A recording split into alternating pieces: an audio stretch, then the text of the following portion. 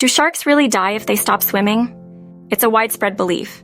If sharks stop swimming, they die. But is that actually true? If you look at the nurse shark and the tiger shark, this belief is already proven false. They can stop swimming whenever they want. They breathe by way of buccal pumping, actively inhaling water by using cheek muscles to draw it into the mouth and over the gills. This allows sharks to stop moving but continue breathing. But some shark species don't have the luxury of buccal pumping. And if they choose to stop moving for a few minutes, they won't risk their life. Since all bony fish are constant swimmers, many people assume that all sharks are too.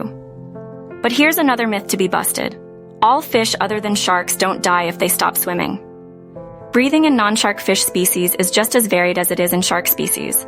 Some fish sleep on the ocean floor just as some sharks do. Please stay tuned with YZ News for more interesting documentary. Like, share, and subscribe.